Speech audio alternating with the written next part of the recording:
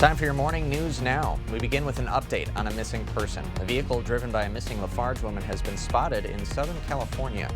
31-year-old Holly Lynn Clark was last seen December 5th. Investigators do not suspect foul play, but believe Clark is not taking her medication. According to the Vernon County Sheriff, a traffic camera caught Clark's SUV in California heading west on I-8 towards San Diego. Anyone with information about Clark's location is asked to call the Vernon County Sheriff's Office or Crime Stoppers. You can also submit a tip at p3tips.com. December is a busy time for many, but the hustle and bustle of the holidays can feel different for older adults. A CDC report reveals older adults are at an increased risk of loneliness and social isolation. For seniors living in care facilities, there are resources available. And at La Crosse's Bethany St. Joseph Care Center, recreational therapists are bringing the holiday season to those seniors. To keep the tradition going of what they did in the past before they came is really very important, and it makes them feel really good. They create art together, exchange gifts, and even bring in some special guests. Recreational therapist Kim Schultz says holding activities like these help keep seniors both active and social.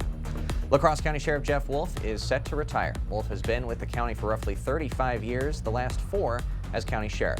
One thing Wolf is most proud of in that role, expanding mental health resources in La Crosse's jail. Wolf says although the past 4 years have been rewarding, the pandemic made it a little tough, which is why he's ready to move on. Wolf's last day in office will be Sunday, January 1st. The last 4 years has taken a lot out of everybody, including myself, with COVID and other things we've been through, and it's just time to do something more enjoyable.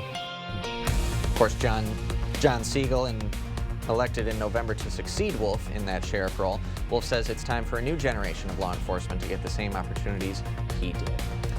A local business is being honored for its sustainability efforts. La Crosse Area Waters has named CRDN its 2022 Soak It Up Award winner. CRDN's Northside property was once covered in broken concrete and asphalt that caused rain and melting snow to flow into drains. But with the help of local contractors, now nearly all rain and snow flows into the ground. Representatives from La Crosse Area Waters say changes like these are important, and they help reverse old practices that are harmful to the environment. Most parts of our traditional cities are designed so that water runs away fast, so we're not standing in it. We've learned that that doesn't work very well, and it harms our groundwater, it harms our rivers. And as the Soak It Up Award winner, there is now a sign outside that building explaining how their stormwater infrastructure works to educate us all. Dedicating decades to giving back, Scott Cooper and Kurt Grunwald are regular faces at the Family and Children's Center. For the past 10 years, the two men have made their own wooden toys and given them back to the organization. This year, they made marble racetracks. They first got the idea while volunteering at the Salvation Army 23 years ago, when they were noticing kids playing with old toys. Although they've, of course, moved their tradition to the Family and Children's Center, they say donating still warms their hearts each year. We don't see the kids get them, but we know they're appreciated, and that makes us feel good inside. Our desire to help hasn't changed, so we just keep chugging along. And that donation wasn't the only reason for excitement at the Family and Children's Center. The organization's recent fundraiser was a success. They raised $233,000, but FCC still needs your help reaching its goal of $350,000. Every dollar is needed, and every dollar counts toward the match that the 14 generous donors gave. The fundraiser has been extended through the end of the year.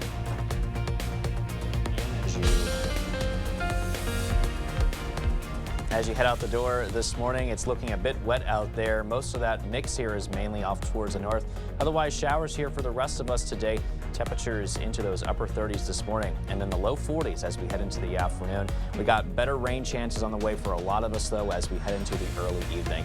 And then overnight, Ken, we're going to have to watch out for a lot of this mixing or transitioning over to snow tonight. Yeah, it really depends on what county you're in. Exactly.